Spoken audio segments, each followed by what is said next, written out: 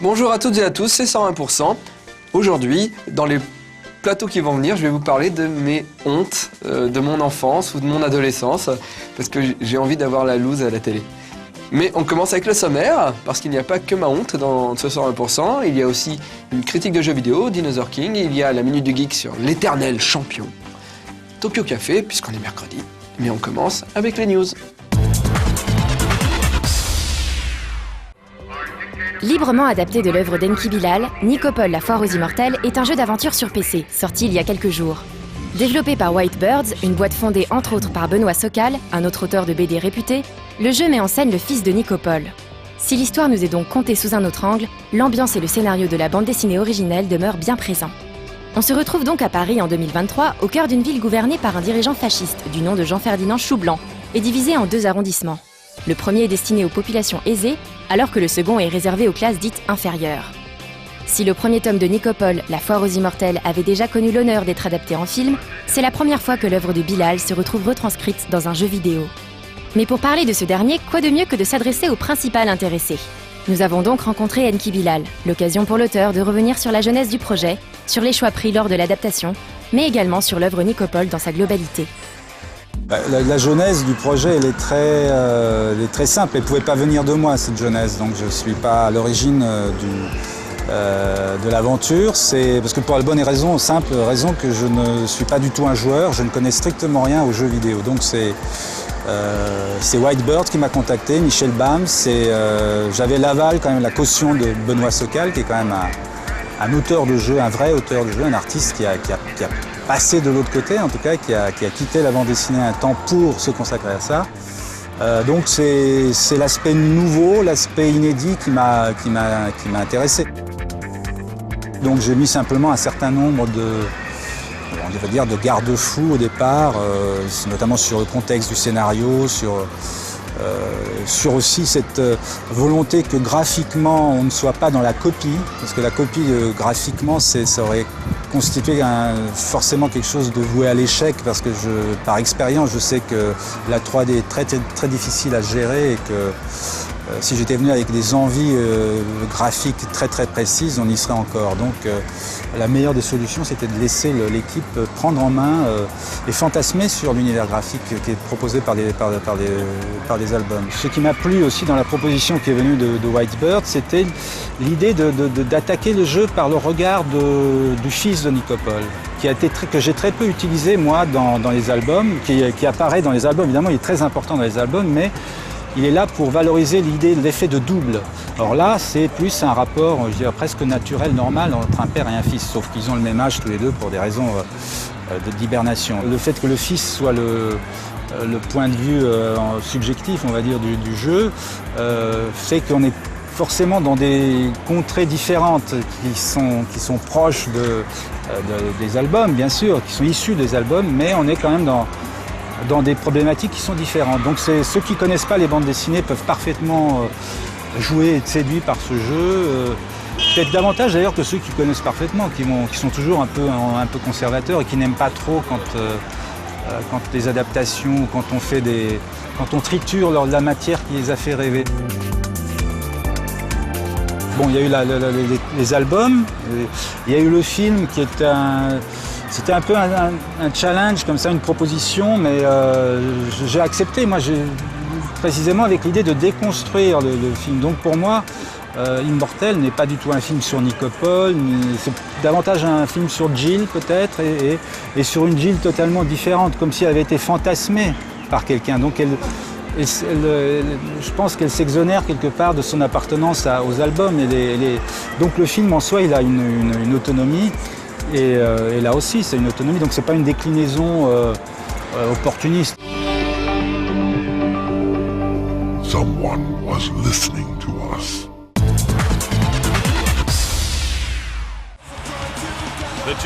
Comme chaque année à la même époque, la guerre fait rage entre Electronic Arts et 2K Sports pour déterminer qui des deux éditeurs sera le numéro 1 en ce qui concerne les simulations de basket et de hockey. Et cette fois-ci, c'est 2K Games qui donne le coup d'envoi du match entre les deux éditeurs avec la sortie début septembre de NHL 2K9. Premier constat, le jeu marque le retour à un gameplay classique. Toutefois, la tentative de l'an dernier qui avait fait évoluer le système de jeu n'a pas été oubliée. Il est ainsi possible d'opter pour un contrôle basique à l'ancienne ou pour un autre proche de la version 2K8 avec un contrôle complet du palais au stick. Mais le joueur peut aussi choisir un contrôle hybride entre les deux premiers cités. Le jeu se veut ainsi plus accessible pour un public non initié, mais laisse le choix à ceux qui souhaiteraient utiliser une configuration plus complexe. Côté graphisme, le jeu ressemble grandement à son prédécesseur. On remarque tout juste une amélioration au niveau de la présentation des matchs et de l'habillage global du jeu.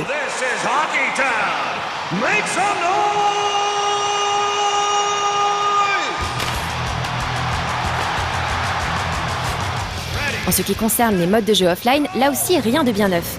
On note toutefois la possibilité de refaire la glace de la patinoire grâce à une surfaceuse Zamboni. Oui, c'est inutile, mais c'est marrant. Les vraies nouveautés, c'est dans les modes online qu'il faut les chercher. À l'image de FIFA, il est dorénavant possible de contrôler un seul et unique joueur sur la glace, une option qui tend à se démocratiser puisqu'elle sera présente dans NBA 2K9 et dans NBA Live 09 entre autres. And the Rangers searching for their first goal. Au final, NHL 2K9 n'est pas un épisode innovant, mais il demeure tout de même efficace. Reste donc à savoir ce que la concurrence a préparé avec NHL 09. Electronic Arts possède notamment comme atout un mode Be a Pro très complet. On vous tiendra de toute façon au courant du résultat dans un prochain 101%.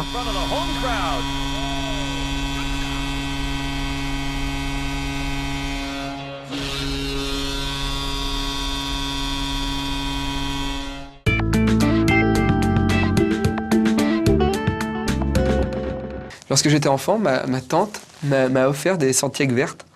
Et moi, j'avais 7-8 ans et j'étais fan de films de cow-boys, etc. Et je me suis dit, oh, des Santiago.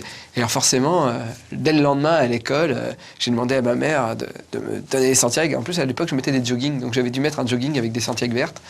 Et je suis arrivé le matin fier. Et là, il y avait 2 filles dans la cour qui avaient exactement les mêmes Santiago. On s'est foutu de la gueule tout le matin, j'ai pleuré et à midi, j'ai dit à ma mère que je voulais plus jamais retourner à l'école. Depuis, j'ai jamais mis de Santiago. D'un autre côté, ça m'a sauvé niveau look. On regarde la critique.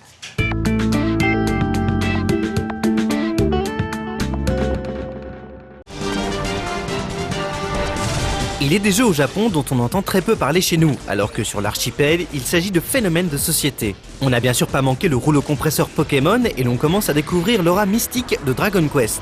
Mais la licence des Kings de Sega est quasi inconnue chez nous, alors qu'au Japon, c'est une success story connue de tous. Dinosaur King en fait partie et il arrive en grande pompe chez nous avec un dessin animé diffusé sur France 3 et un jeu vidéo. Mais qu'est-ce qui a fait le succès de cette série au Japon ?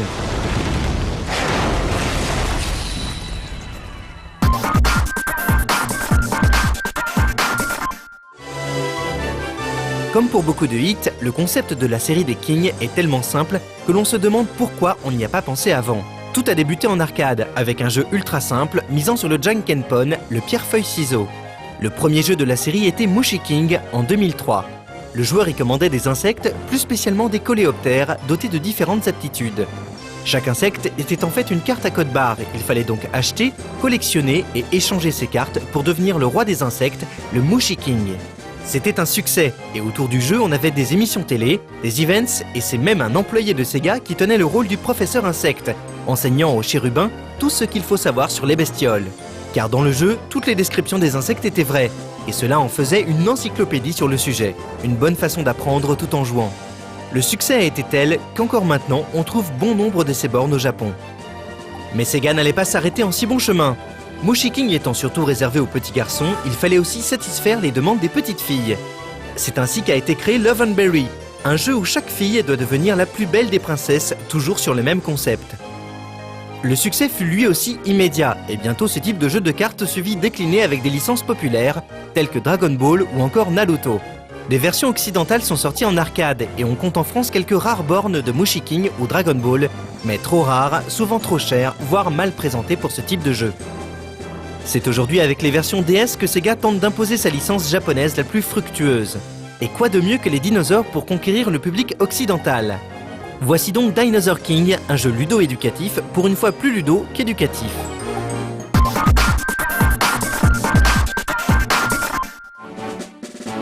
Comme le jeu lorgne sur le marché de Pokémon, il fallait donc s'attendre à un RPG, ce qui n'était pas forcément évident à mettre en œuvre au vu des mécanismes des jeux de la série.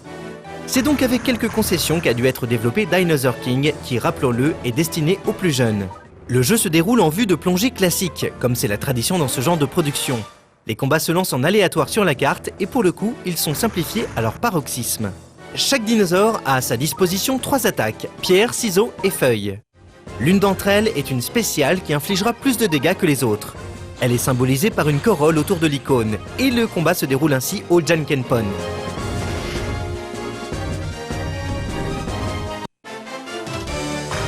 Pour pimenter un peu l'action, l'adversaire ou encore un coéquipier pourra donner des indices sur les attaques imminentes. Par exemple, quand l'adversaire dit « Je vais anéantir ta précédente attaque », cela veut dire qu'il va jouer pour contrer ce qu'a lancé le joueur au tour précédent. Donc si le joueur avait attaqué en pierre, il faudra lancer ciseaux, car c'est la feuille qui arrive. C'est un peu déroutant au départ, mais on s'y fait vite. Contrairement à Pokémon, il n'est pas question ici de capturer des petits monstres issus de l'imaginaire, mais bien des dinosaures issus tout droit du Mésozoïque. Pour capturer ces terribles lézards, il faudra se fournir d'un radar qui permettra de scruter les environs. Si celui-ci donne un signal, il faudra alors donner de la foreuse pour creuser et trouver des fossiles.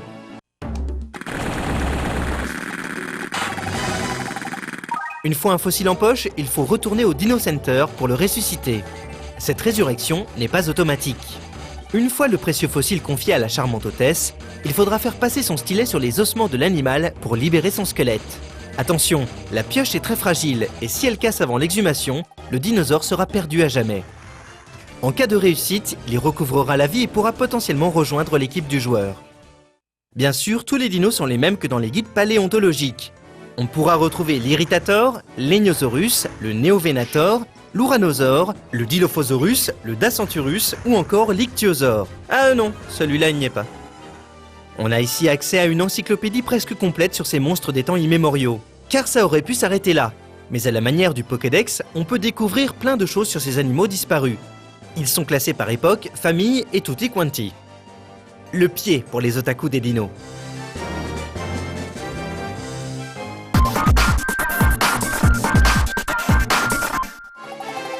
Dinosaur King est un titre qui peut séduire le public occidental, avec ses graphismes mignons et sa réalisation très correcte.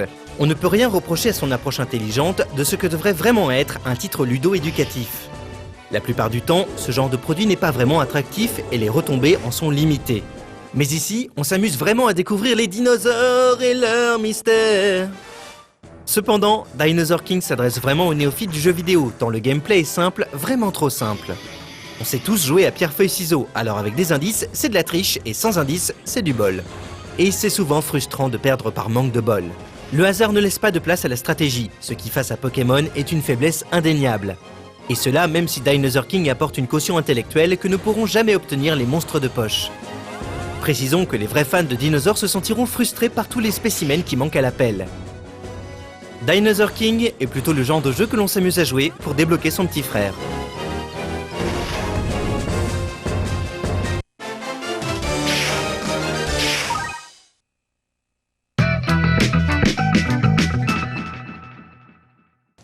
Maintenant, c'est un peu plus tard. Lorsque j'étais ado, mes parents recevaient des amis.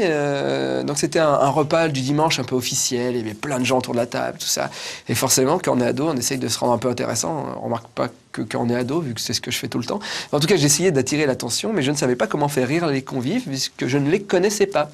Et il y avait une bouteille de vin sur la table que mon père servait du vin aux gens, etc. Et je vois les dates de la bouteille de vin, et je pense que c'était en 92, puisque je me rappelle, c'était 1992 qui était écrit sur la bouteille. Et je dis, papa, le vin, plus il est vieux, plus il est bon. Et mon père, il me fait oui. Je lui fais, bah alors 1992, le vin, il doit être dégueu. Et c'était les invités qui avaient apporté la bouteille. Le silence a duré à peu près 10 minutes. J'avais envie de mourir. On regarde la minute du geek.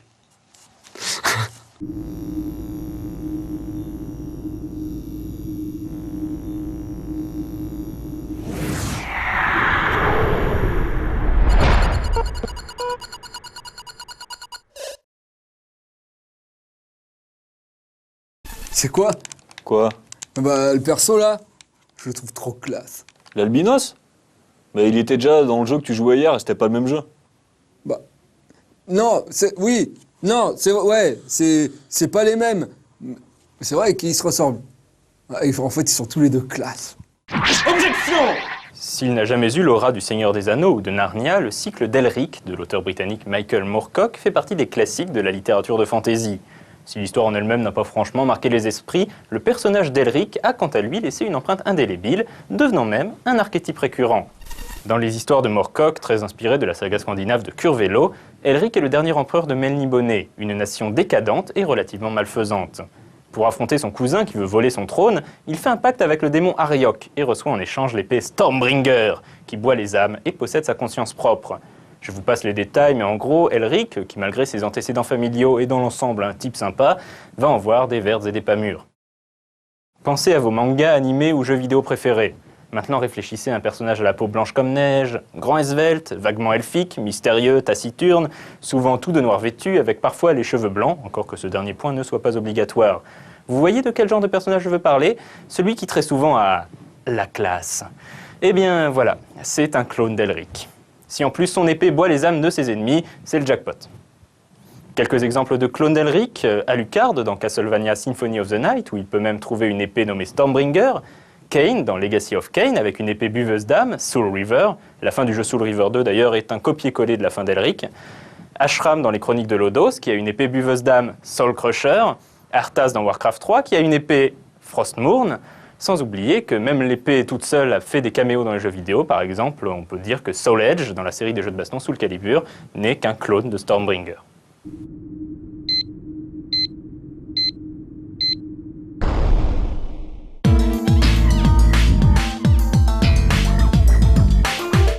Certains ne sont pas au courant parce qu'ils ne connaissent pas les 3 jours, ils sont plus obligés de faire le service militaire, mais moi, à mon époque, on était obligé de faire le service militaire, ou du moins de passer un examen pour savoir si on pouvait le faire ou pas, qu'on appelait les 3 jours. Lorsque je suis allé à mes 3 jours, heureusement, moi, j'ai pas été pris, j'ai été réformé, voilà. J'étais content. Voilà. Je suis allé à mes 3 jours, et dès le matin, en fait, on nous met dans une pièce avec des tonnes de gens. On nous met en caleçon t-shirt. Alors déjà, c'est vraiment super sympathique. On fait connaissance, on se serre la main, on regarde les jambes poilues des autres, enfin tout ça. Et là, on nous demande de faire pipi dans un gobelet. Mais dans les toilettes communes. C'est-à-dire qu'en gros, on est une vingtaine de personnes à faire pipi en même temps dans un gobelet. Et moi, j'étais un peu timide quand même, et je voulais pas que les autres me regardent, tout ça. Alors je me dépêche de faire pipi. Ça a changé. Ça a changé maintenant ?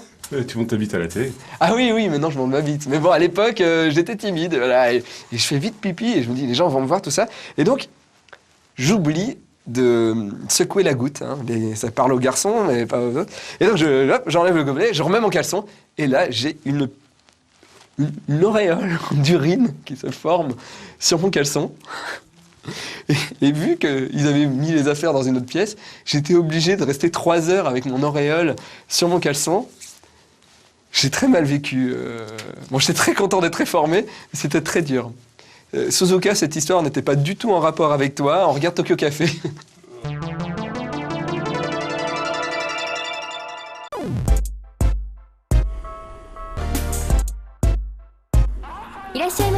Tokyo Café, yokoso. Alors, qu'est-ce que ce sera aujourd'hui? Salut tout le monde, c'est Edgar Suzuka.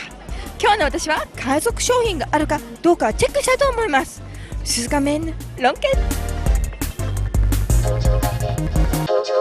売り場をちょっとチェックしたいと思いますよ。見つかんないようにね、私ねちょっと目立つからね。大丈夫ですね。大丈夫ですね。あっち行きたいな。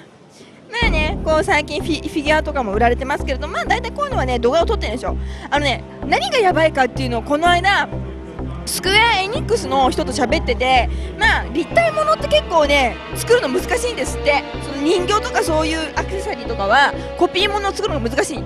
何かというとポスターとかタペストリーは本当に海賊商品が多いそうで、本人たちもすごい困ってるそうなんですよ。さあ下敷きチェックです。ワンピース、パドエクスキューズもパドカメラです。なんでかな、怪しいぞ。怪しいもの発見。多分ねトトロのカバンはね違うと思う。ほら見てだって中国語だもん。中国バージョンを輸入してるんだったらいいけど、違うんだったら嫌だな。見てください、隣のトトロ、だってこれ反対だもん。日本語は逆さまだもん。見つけちゃった。トトロの人形いっぱい売ってますね。なんか顔が変な気がするけど、ドラッグトトロって感じですよね。店の人にね、マークされないようにチェックチェック。ガッちゃんも微妙ですね。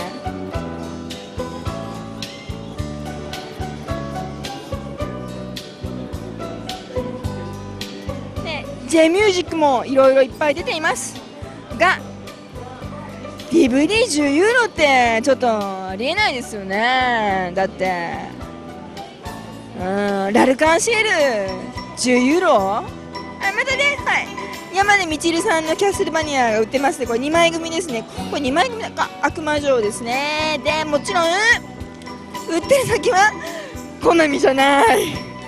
そう、一番有名なコピー屋さん、これですね、 SM これね、有名な海賊ものを売っている中国のエンタープライズですね。マウスパッドでね、これなんかもうあれですもんね、ピクセルが歪んでますもんね。コピーライトがもう入ってないですもんね。普通はこのキティじゃないもん。ナルトもやばいですね。とかもなんか本当にクオリティ低い感じで、ホリデーです。ハローキティじゃないです、ホリデーです。でもキティちゃんにしか見えない。手に印刷してるんじゃない？だって雑誌からの切り抜きな気がする。これとかほら、むちゃむちゃさ、雑誌の表紙をさ、勝手にオリジナル小説文庫とか書いてあるもん。トトロ鉢巻き、私こんなもの日本で見たことないですよ。メイドインジャパン、本当かよ。メイドインジャパン、これはどうですかね。微妙に違反してないっちゃ違反してない。これ振り返ったら全然違う人の顔だったりするとセーフなんじゃないですかね。天使猫、迷路、ラビリンス、イエーイ、わけわかんないぞ。みんなの大好物、カップヌードルは大好物です。小さい天使、用意ドーン、非常に美味しい。これかわいいな、これかわいいな。プッカちゃんの似たものみたいなね。海賊ではないけれどもオリジナルパクリーズなお店ですね。T シャツ、T シャツ着てる。東京カフェ T シャツ着られてますね。ありがとう。私これ誰だかバレバレですね。ちょっと今私江戸川静香なんですけどね。江戸川静香の花がひくひくと、真実は一つ。ペコちゃん、メイドヒアって何ですか？ここで作ったこれいいね、メイドヒア。あと海苔もいらない？意味わかんないですね。もちろん、すごいですよ、カバンいっぱい売ってますね。これじゃじゃーん、江戸川静香発見です。見てください、コブラ皆さん知ってますね。コブラ作者はもちろん寺澤武一さんが作ったのに、なんと名前が載ってるのは松本零士。違う。さあ、カンディ、これ販売中止になってますからね。裁判が起きて、これにもう世界中どこでも手に入らないキャプテンハーロックなのにゴールドラック。しかもキャプテンハーロックは裏文字。素晴らしいです。これやっぱね、これくらいの勢いがねあるとねいいと思う。これからもコンボーションがある限り私は行きます。真実はただ一つ、フムネ昆布ブレ。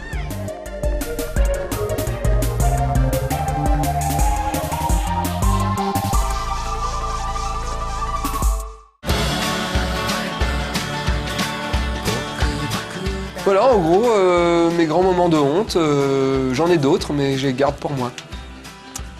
À bientôt sur No Life. Demain, c'est Benoît.